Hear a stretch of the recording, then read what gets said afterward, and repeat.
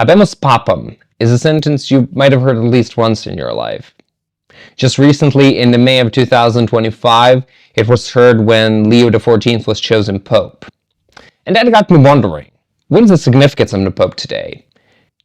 What is he doing? What is his purpose? That may be a silly question to ask, but it's a complex one, and also a very interesting one. Stick around to find out.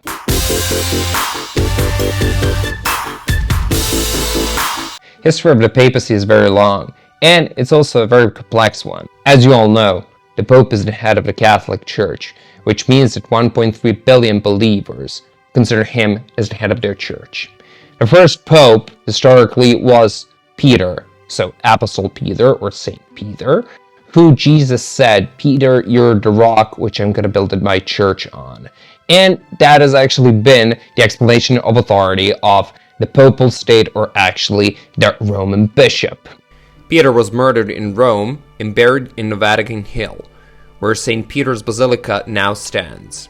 The history of the Roman bishop, or actually the Pope, wasn't always positive and good. During the Roman times, or actually ancient Roman times, they were crucified, they were killed, and they were tortured along with Christians. After the fall of the Roman Empire, the papacy began to gain some kind of significance in the world. For example, popes during the Huns, or actually the Huns period, when they were looting Italy, they had very big authority.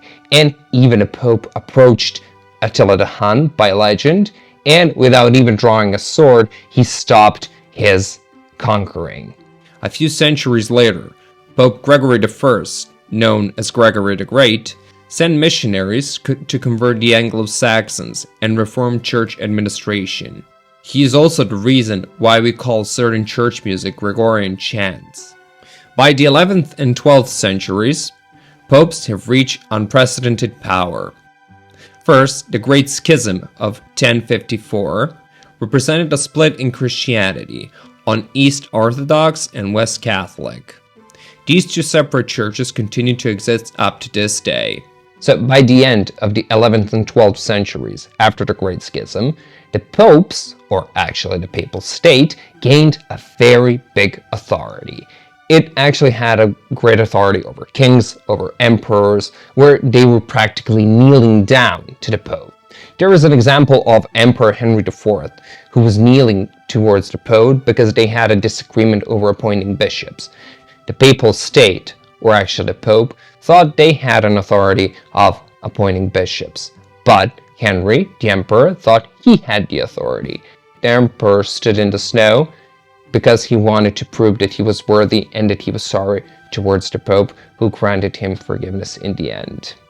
We mentioned the papal state. Now, we can ask the question, what is that? And that is a territory, a real geographical territory, that popes controlled.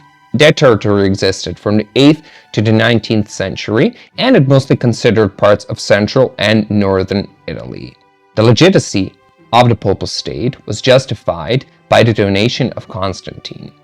This document proved that the Emperor Constantine the Great gave the Bishop of Rome a land in central Italy. Later on, it was found out that the document was forged and that Constantine never gave any land to the Bishop of Rome. Even though the Pope was respected for world and European leaders at the time, there were some hardships they had to endure.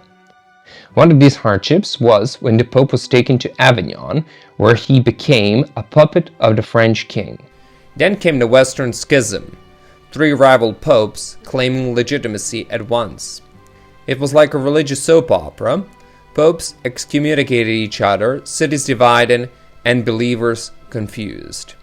The unity of Christendom cracked, but the biggest blow came in 1517, when Martin Luther nailed 95 theses to the church door in Wittenberg. The Protestant Reformation rejected papal authority entirely. Also, a very big problem for the papal state came in the 19th century. Europe burst into a wave of nationalism, wave of revolution, and countries started gaining territories. One of these countries was Italy. Italy wanted to have their own territories, and a big part of these Italian-speaking territories, and people who considered themselves Italians, was in the Papal state. Many of the territories that the Papal state held were Italian territories, and the people wanted to reunify with Italy. And that was a bit of a problem for the Pope, who didn't want that. But in the end, the Vatican was created. In the 1870s, the Pope locked himself in the Vatican, becoming some sort of a prisoner of the Vatican, and that is the only territory that he controlled.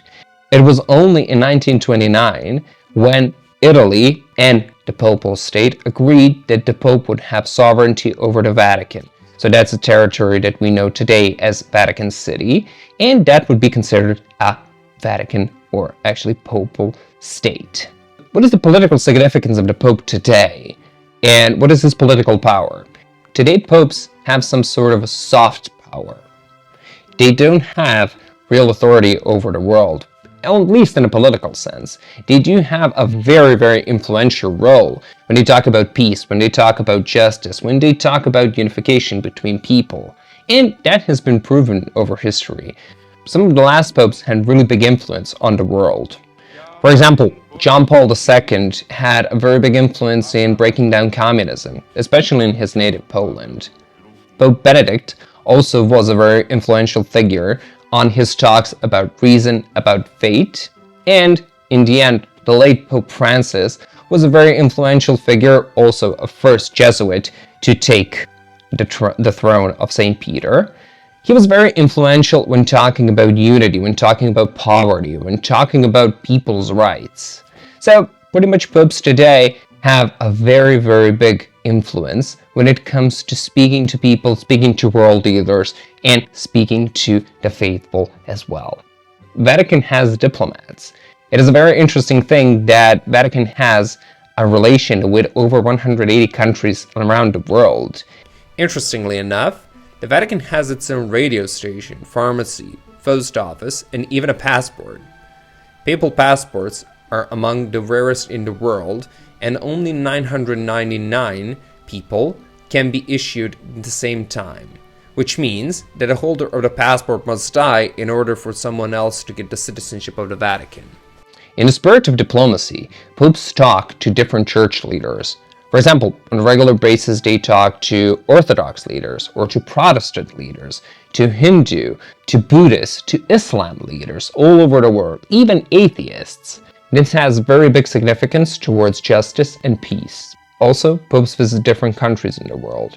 They visit the US, they visit Europe, they visit Asia, they visit favelas in Rio, they visit the Philippines.